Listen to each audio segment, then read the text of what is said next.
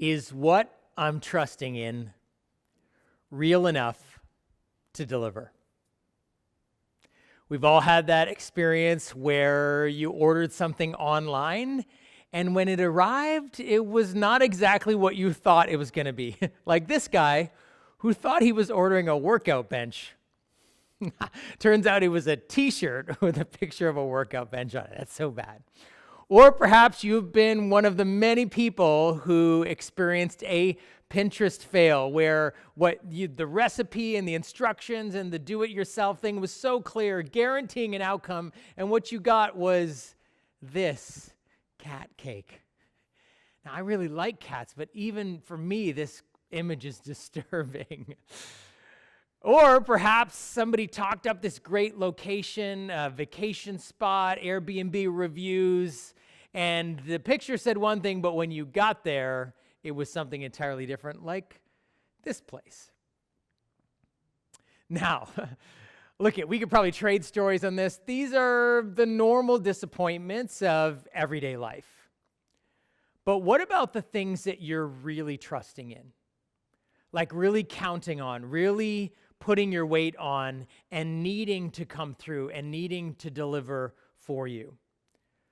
Like a job, an open door, a friend group, a spouse, a milestone achievement, the opinion of a certain person that you really need to be positive as a review or as a friend or as an important person, maybe a job application, or you're counting on a leader or an authority figure or a church community, or depending on our health or the metrics that measure our net worth. What about when those things fail to deliver, fail to come through, cannot hold our weight, prove not to be worthy in some way of our trust? When those things don't deliver, we're not just disappointed, we're devastated. We're not just sad, we're falling apart. We're not just, I need a plan B, I'm in free fall. We're not just upset, we're raging. We're not just distracted or confused, we're spinning. We're completely disoriented. Those things, as difficult as they are, those emotions, when the emotions get really big like that, sadness, devastation, lostness, anger, rage, those emotions are clues. Also, things like when we say to ourselves, why am I so upset about this? Why is this bothering me so much? Why am I losing sleep over this? Why can't I stop thinking about this? Why am I still so angry? Why can't I forgive that person or let go of that situation? All of those questions and all of those emotions, the big emotions of devastation, of despair, of rage, they're clues. They're actually opportunities to realize that maybe the thing or the person or the situation that we were depending on or that we were trusting in, that we had put all of our weight on, probably actually wasn't real enough or strong enough to carry the weight of our expectation.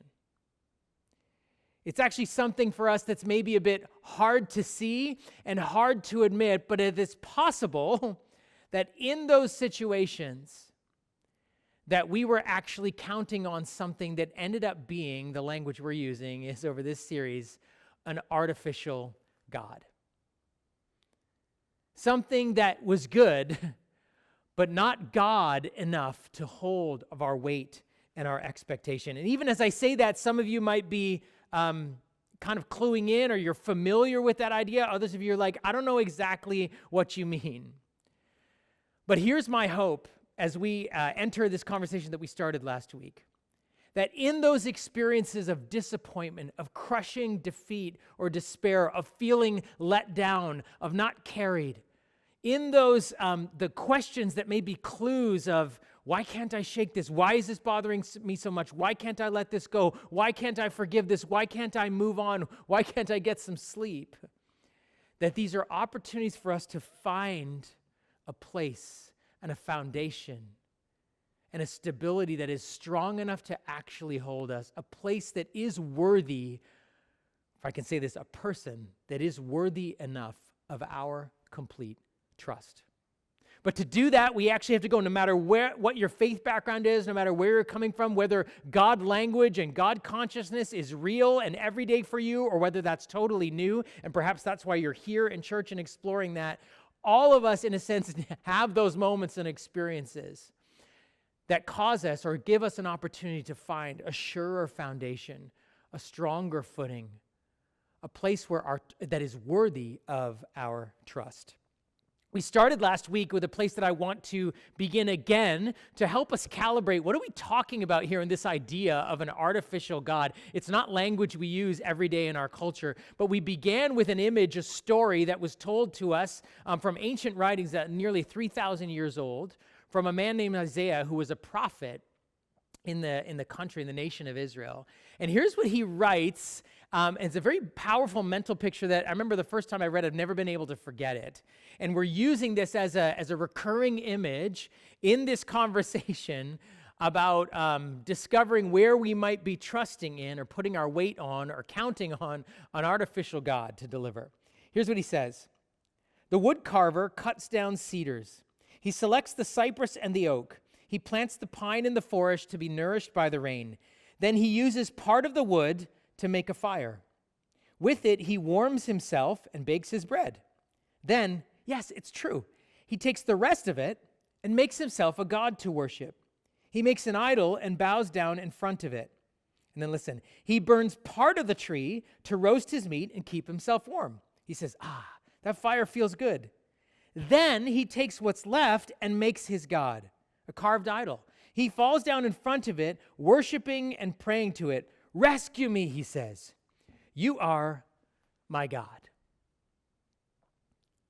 Now, this imagery perhaps feels like a long way away from us, but let me just say what Isaiah is saying then to the people who were listening to his letter is as relevant to us today, almost 3,000 years later.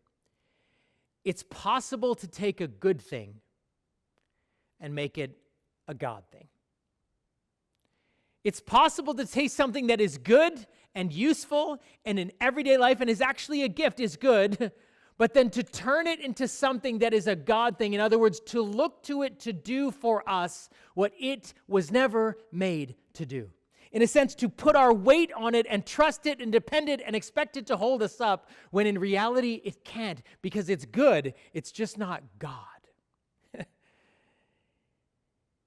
And we're taking these weeks to go, well, what are the things in our lives that are actually really good things, but that we can end up turning into, we didn't use this word, but an idol, but really an artificial God. We look to it and expect it to do for us what only God can do, to give us security, significance, validity, strength, stability, peace, when it was never actually meant to do that. Now, last week we started with one that is universal, but maybe is a little bit easier to see. We started with this idea of money. Money that can be a very useful and good and effective tool in our culture, in our lives, that can do things for us, like warm our hands by the fire, or like providing heat in our homes, or baking bread, food, whatever, but that we can look to it to give us things that it was never meant to: security, identity, enjoyment, control. But perhaps, and if you haven't had a chance to listen to that, I encourage you to do that. You can find that on our website, on YouTube, on podcast. But perhaps maybe that's easy to see. You're like, oh yeah, you can't have too much of that. Too much money or too much trust in a dependence on money. Can't trust in money. That's not a good thing. Maybe it's easier to see that something like that could be an artificial God and maybe tempted, and that's not a good thing.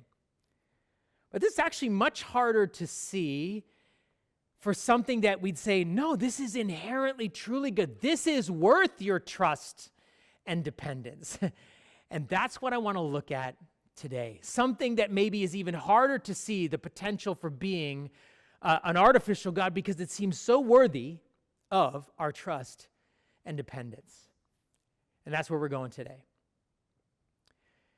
American anthropologist Ernest Becker, who was born in a nominal Jewish family, was an atheist for much of his life, did some significant writing in his study of anthropology on human behavior and the human person, the human animal. And in his book, The Denial of Death, he talks about how coming through the French Revolution, the World Wars, scientific revolution, even kind of birthed by Nietzsche, Friedrich Nietzsche, the philosopher's statement that God is dead, this idea that God and religion are things of the past, we don't need them anymore, and we can move on with the new pursuit of human progress and scientific progress and human possibility, and that we, in a sense, jettisoned God from our consciousness. We don't need God and religion. Those were things of the past, of the dark ages of yesteryear, but that Western civilization, we don't need that anymore as a crutch, and we can move on. But even as an atheist, he made this observation about what happened when we punted God from the picture. Look what he says. And he's talking about, he uses the word he just means man, human beings. He says, even without God, he still needed, that's human beings, to feel heroic, to know that his life mattered in the scheme of things. He still had to merge himself with some higher self-absorbing meaning in trust and gratitude. If he no longer had God, how was he to do this? The self-glorification that he needed in his innermost nature, he now looked for in the love partner. The love partner becomes the divine ideal within which to fulfill one's life. All spiritual and moral needs now become focused in one individual. In one word, the love object is God. Man reached for a vow when the worldview of the great religious community overseen by God died. After all, what is it that we want when we elevate the love partner to the position of God? We want redemption, nothing less. His point is that with God out of the center and no longer in our consciousness, we could still not stop looking for godlike things of meaning and purpose and fulfillment and acceptance. And he said, so what we did was we replaced love, and he's talking about romantic love, as the center, as the new God in our universe. Love, relationships become the God we need. In a sense, he's saying to look for God is to look for love. But if God is not there anymore, if God does not exist, if God is not relevant, if God is boring, if God is angry, if God is disconnected from my everyday lives, which perhaps many of you have felt, or you certainly have like friends like I do, who that's what they feel about God, or he doesn't exist, or he's not relevant, or he's angry. If God does not exist anymore, to look for love is to look for God. But if God is not there, then I must find love, God-like love, somewhere else. And that becomes the new center of my life. Becker points out we can't stop looking for God-like things, security, significance, fulfillment, meaning, purpose, and he says love has become the new center. And let me broaden this for a moment. He's talking about romantic love, but let me broaden this to say that perhaps what we have put at the center of meaning and existence and life for us is all relationships. With someone we're dating or hoping to date, with someone we're married to or hoping to be married to, with children, with family, with friendships, with extended family, with the church community. That, in a sense, love relationships can become an artificial God. That we all have, let's say it this way, the potential to take our relationships in dating, in marriage, with family, with friends, and with our church community, things which are, remember, truly good, and make them God's. We all have the potential and the temptation to take these relationships, which are truly good, but to make them God's. And here's what I mean. You don't worship the person you're hoping to date, or worship your spouse, or worship your friend group, or worship your family, or worship your church community. You don't do that. But think about this. We look to those relationships, we expect those relationships, if I can say this, we pursue those relationships because we need them to deliver, look, attention. Something is someone that tells me I'm beautiful, to give me attention, to tell me that I'm beautiful, that I'm worthy of looking at and being around, to give me worth, that I am valued, that I inherently have worth and value. To give me acceptance, which tells me that I belong. To give me comfort, to help me be at peace. To give me validity, to tell me that I matter in this world to someone, that I am of utmost importance to someone of utmost importance, that I matter. To give me satisfaction so that I can be happy. And to give me security, to tell me that I'm safe, I'm going to be okay. Just look at that list. Attention, worth, acceptance, comfort, validity, satisfaction, security. None of these things are bad things. And the relationships in our lives, dating relationships and friendships and groups of friends and our church community and our spouse and our kids and our parents and our family, in a sense, can or look to or believe that they can deliver those things. They, in a sense, promise those things. And we seek those relationships for these things. And in some ways they can, but think about it. Those are God-like things. Those are massive things. Those are core needs that we must have in order to feel alive, in order to want to stay alive. Attention, worth, acceptance, comfort, validity, satisfaction, security. Those are God-like things. And if we believe that ultimately it is another person, a relationship, a romance, a dating relationship, a marriage partner, a child, many children, family, parents, friends, friend groups, a church community. If we believe that those relationships are ultimately what's going to deliver those God-like things, it's possible that we may have turned them into artificial gods. It's possible that we may be putting all of our weight and expectation and hope on something or someone that cannot actually hold the weight of it, because those things are massive. And when we do, or if we do in some way, it actually begins to work against those very relationships. It actually threatens to damage them. Right? Because we might, if we look to those people to do those things for us, we might do things we shouldn't do, become someone we aren't, or enter into relationships we shouldn't. Right? And so we may end up sacrificing to this God our values, things we held very importantly, and now we're doing things we thought we would never do because we need the love of these other people or because we want to identify with this friend group.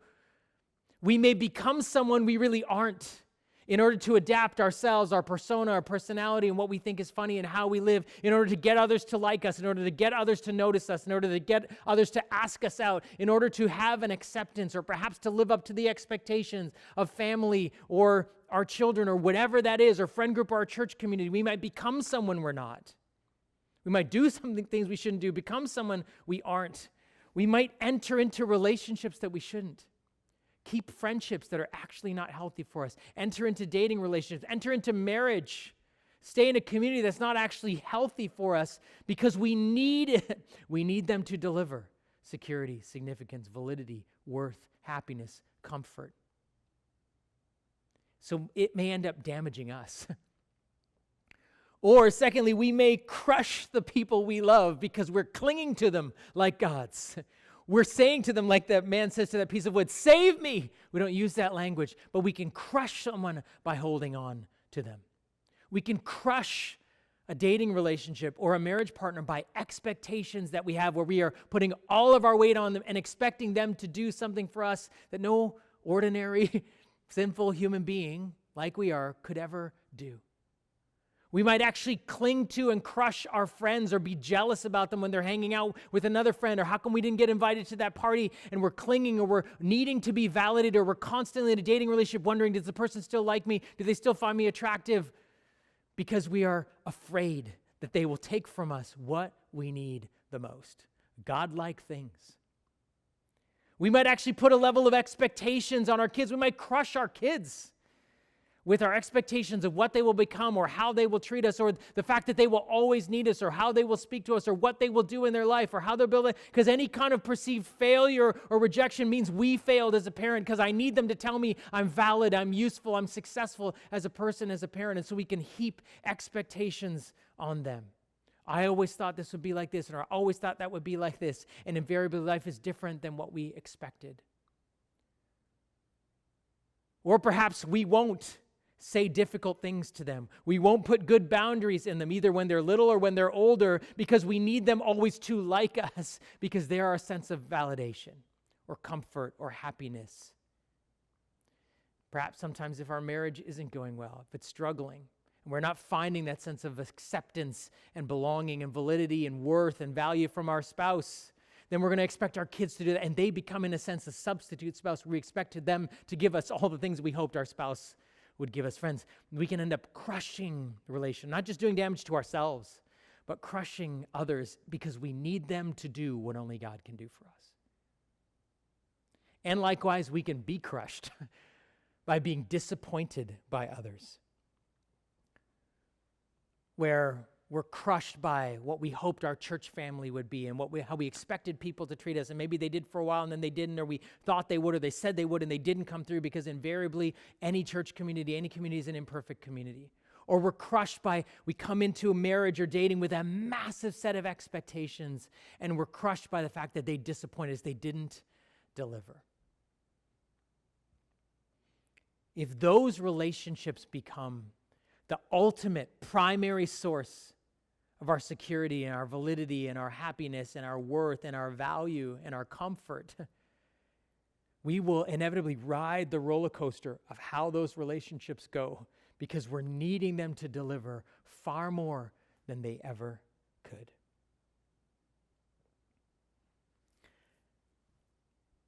My story is, when I was a kid, I was very short, very scrawny, skinny.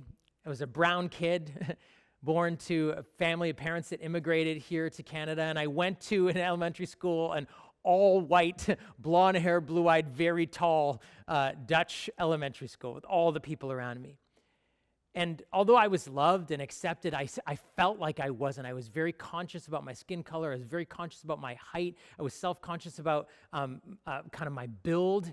And so I was constantly trying to. My superpower was I could talk. I was pretty good at building friends. And so I would make friends. But because I felt that level of insecurity, that level of, am I accepted? Am I significant enough? It was not enough to have a few friends. I just wanted so many friends. And so I was always looking for more friends. I was always looking to be funny and popular, and it was relentless. And that kind of collecting friends continued to move into my high school years. And in a sense, I had a lot of friends, but none of it felt like secure enough for me. And so what I ended up doing was just kind of broadening my friend circle. And in the end, I actually wasn't a very loyal friend, because I couldn't possibly sustain and invest deeply in all of the relationships that I had. But for me, it was just accumulating more. And I was totally unconscious of it at that time. I wouldn't have been able to put words to it, but the feelings of insecurity, the feelings of needing to be accepted, needing to be validated, needing to know that I belonged could never go away. And so there was never enough friends.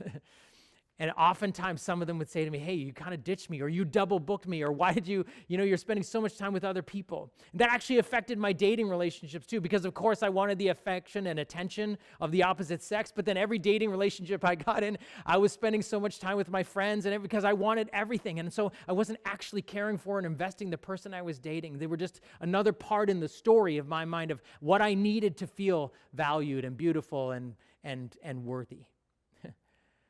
Until I got to this point where a number of things started to fall apart, and a number of very courageous friends had some honest conversations with me to begin to open my eyes to what had happened in my life. But in a sense, I was becoming someone I wasn't. I was actually hurting the people around me. It was also continually crushed by the fear of rejection. Friends, though that moment, that season in my life when God began to open my eyes through some honest conversations of truly loving people, it helped me realize. It gave me a moment, an opportunity. As they say in the old fairy tales, the most hopeful part in the story is when the spell is broken. When all of a sudden I can realize, what was I thinking? What was I looking at? And we come out of a fog and realize, wait, there's no way this could possibly deliver what I'm looking for. What I need are God-like things that only God can deliver. And that's true about you, that perhaps some of the loneliest, most frustrating, most disappointing experiences of relationships in your life in your dating relationship, in your marriage, or with your kids, or in a church family, or in an extended family, are an opportunity for the spell to be broken, an opportunity for you to realize these are good things. They just can't be God for me. And I am looking to them for something that only God can deliver. Listen to what one of Jesus' closest friends tell us about coming to grips with and becoming aware of this. This is in 1 John 4. Dear friends, let us continue to love one another, for love comes from God. Anyone who loves is a child of God and knows God. But anyone who does not love does not know God, for God is love. God showed us how much he loved us by sending his one and only Son into the world so that we might have eternal life through him. This is real love. Not that we loved God, but that he loved us and sent his Son as a sacrifice to take away our sins. Dear friends, since God loved us that much, we surely ought to love each other. No one has ever seen God, but if we love each other, God lives in us, and his love is brought to full expression in us. And God has given us his Spirit as proof that we live in him and he in us. Friends, here's what this passage says. God isn't just loving. God is the starting point, the source of all love. Look at verse 7 and 8. Love comes from God because God is love. It isn't just one of his characteristics. It is the embodiment of his nature, of his very essence. He is love, and therefore all love comes from God. He is the starting point. When we are looking for love, we are actually looking for God. But here's it says what real love is. Not that you are looking for love, but that God has looked for you. This is love, he says, not that you loved God or were looking for love, but that he loved you, that he was looking for you, that he was pursuing you, that God was coming after you in his love and with love, because all love starts with God, because God is love. More than you looking for love, it is God who is love, looking for you. Look what he says in verse 10. God's greatest act of love was sending us Jesus. It is God's demonstration of the fact that he has pursued us with love.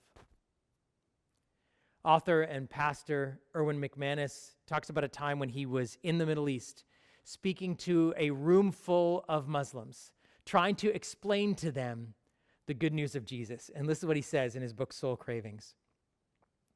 And they only understood Arabic, so he was being translated by a translator from English into Arabic.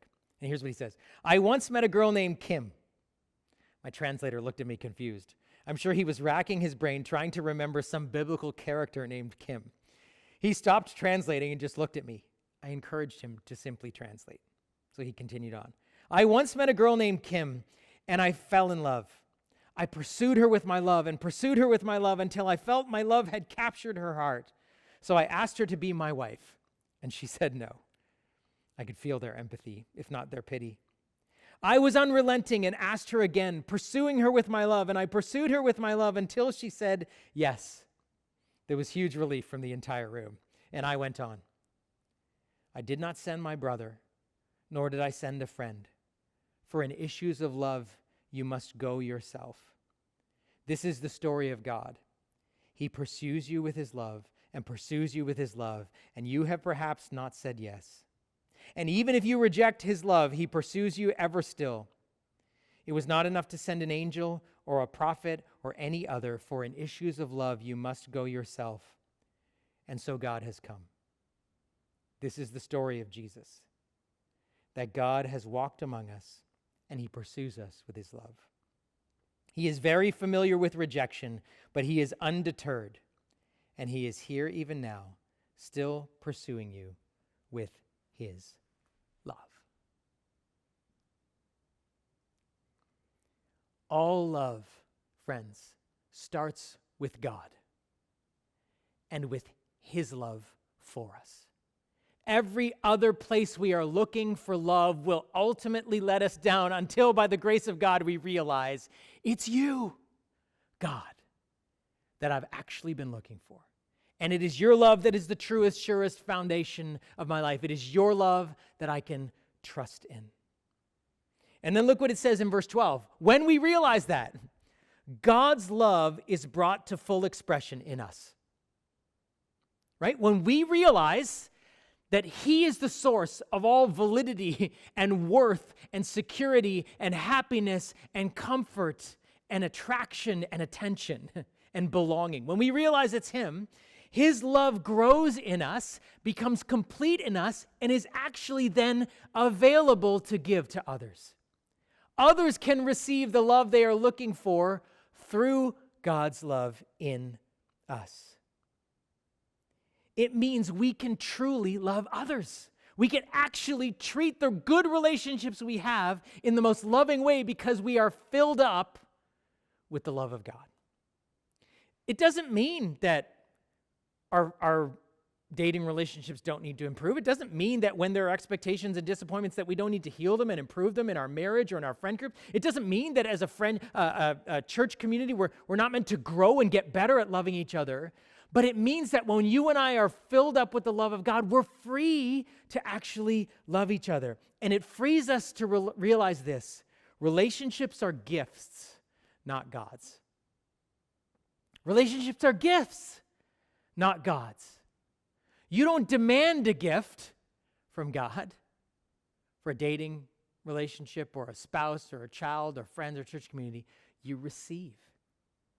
You receive because relationships are gifts, not gods. And when you receive a gift, you don't cling to it. You care for it. Right?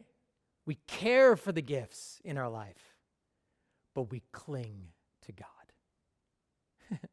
We try to cling to the gifts. We will crush them, or they will crush us by inevitably disappointing us in some way. We cling to God, who we can never crush. We cling to the God who is clinging to us, holding on to us even when we don't have the strength to hold on to him.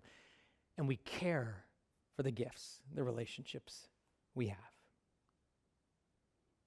And so as we close, let me just give you some questions to reflect on too. As I said, this is hard to see and spot in our own lives and where we might be taking something really good and really life-giving and that is a true gift and making it a God in our lives. And that the disappointments and frustrations are a clue, an opportunity for the spell to be broken so we can put our trust in our foundation on the real capital G God. And so here's a couple of questions for you. What is a relationship of fear or lack, disappointment, or friction in your life? Maybe a relationship that's causing you to be afraid or anxious, a relationship that you feel like is non-existent, where you're lacking, where you feel like, God, how come you haven't provided? A relationship of disappointment, frustration that's letting you down, or a relationship of friction or conflict. Just call that to mind. And if there isn't any, maybe there's somebody in your life who you know is experiencing this, that you can just call that to mind for them and be kind of holding them in your heart. Just take a moment.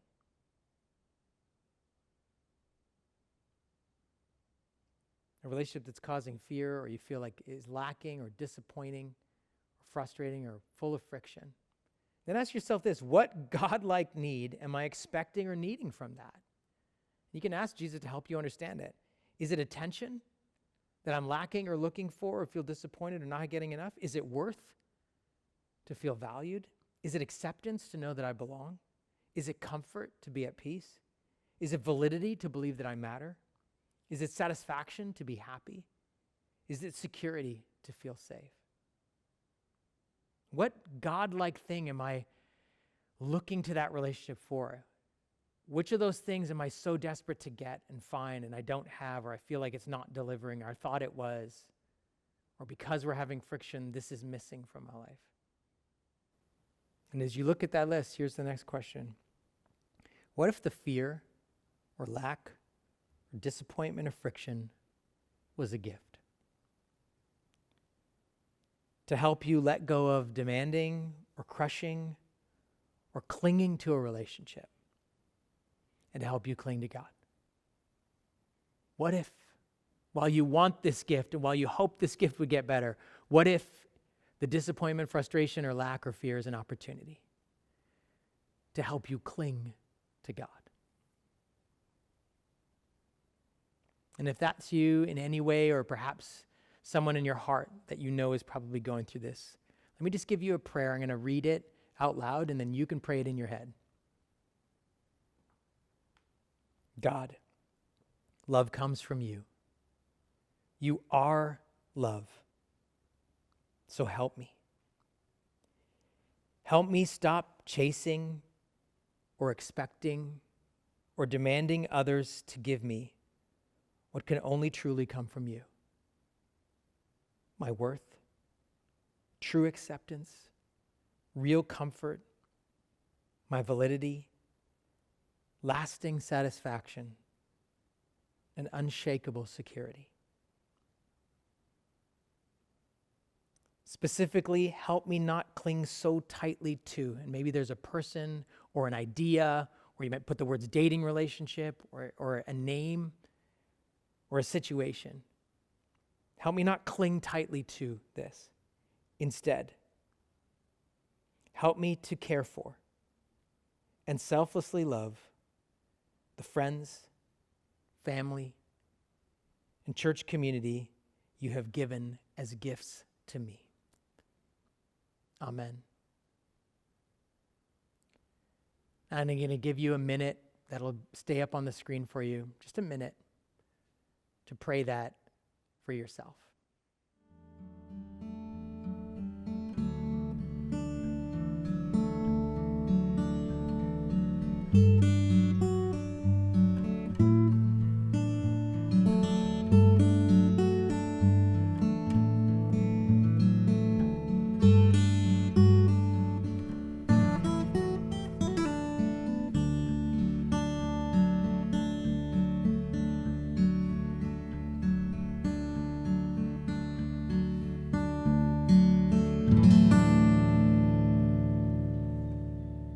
Let me end with these words that I read just a couple minutes ago. This is the story of God. He pursues you with his love and pursues you with his love, and you have perhaps not said yes. And even if you reject his love, he pursues you ever still. It was not enough to send an angel or a prophet or any other, for in issues of love you must go yourself. And so God has come.